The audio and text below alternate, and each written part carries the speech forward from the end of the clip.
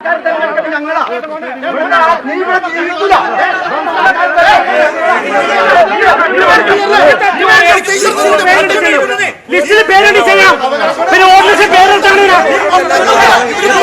സമ്മതിദാന അവകാശം വിനിയോഗിക്കാനെത്തിയ വോട്ടറെ പോളിംഗ് ബൂത്തിൽ നിന്ന് വലിച്ചിറക്കി ക്രൂരമായി മർദ്ദിക്കുന്ന ഈ ദൃശ്യങ്ങൾ കണ്ടാൽ ബീഹാറിലും മറ്റും കാണുന്ന പോലെ ഭീകരമാണ്.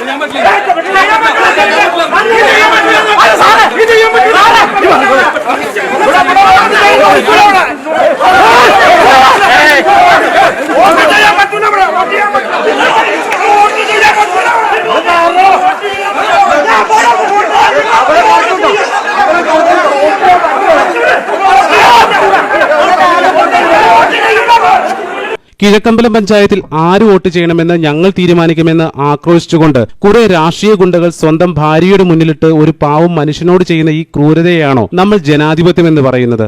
ഒരു മനുഷ്യനോട് യാതൊരു മനസാക്ഷിയുമില്ലാതെ ഇത്തരത്തിൽ പെരുമാറുന്ന സമൂഹത്തിലാണല്ലോ നാം ജീവിക്കുന്നത്.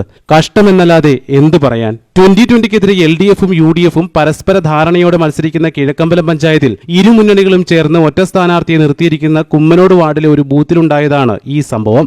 LDFും UDFും ഒരുമിച്ച് നിന്നിട്ടും ജയിക്കാൻ കഴിയില്ലെന്ന് തിരിച്ചറിഞ്ഞ ഇവർ എന്തു ഗുണ്ടായിസവും കാണിച്ചിട്ടായാലും 2020-യെ തോൽപ്പിക്കാൻ തുനിഞ്ഞിറങ്ങുകയായിരുന്നു.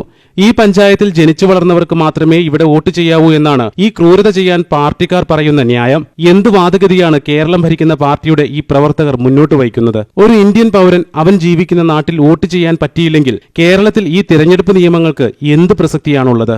വയനാട് സ്വദേശിയായ ഇദ്ദേഹം കഴിഞ്ഞ 14 വർഷമായി കിഴക്കമ്പലം പഞ്ചായത്തിൽ വാടകയ്ക്ക് താമസിച്ച് ജോലി ചെയ്യുന്ന വ്യക്തിയാണ്. പ്രിന്റുവിനും ഭാര്യയ്ക്കും ഇവിടെ മാത്രമാണ് വോട്ടുള്ളത്. വേറെ എവിടെയും വോട്ടില്ല. 5 വയസ്സും 2 വയസ്സുമുള്ള കുഞ്ഞുങ്ങൾക്കും ഭാര്യയ്ക്കുമൊപ്പമാണ് കിഴക്കമ്പലത്ത് വാടകയ്ക്ക് താമസിക്കുന്നത്. തെരഞ്ഞെടുപ്പ് കമ്മീഷൻ അംഗീകരിച്ചിട്ടുള്ള രേഖകളും ഇവർക്കുണ്ട്. എന്നാലും ഇവിടെ വോട്ട് ചെയ്യാൻ രാഷ്ട്രീയക്കാരുടെ തിട്ടൂരം വേണമെന്ന സ്ഥിതിവിശേഷമായിരുന്നു. ഇത്തരത്തിൽ 100 കണക്കിന് ആളുകളെയാണ് ഇവർ തടഞ്ഞത്. രാവിലെ മുതൽ കുമ്മനോടുള്ള ഈ പോളിംഗ് ബൂത്തിന്റെ 50 മീറ്ററിനുള്ളിൽ പാർട്ടിക്കാരുടെ നിയന്ത്രണത്തിലായിരുന്നു കാര്യങ്ങൾ നടന്നത്. ആരൊക്കെ വോട്ട് ചെയ്യണം, ആരൊക്കെ ചെയ്യണ്ട എന്ന് തീരുമാനിച്ചിരുന്നതും ഇവർ തന്നെയായിരുന്നു. ഇവർക്ക് അനുകൂലമായി വോട്ട് ചെയ്യില്ലെന്ന് തോന്നിയ വോട്ടർമാരെയെല്ലാം ഭീഷണിപ്പെടുത്തി വോട്ട് ചെയ്യിക്കാതിരിക്കാനുള്ള ശ്രമങ്ങളാണ് അരങ്ങേറിക്കൊണ്ടിരുന്നത്.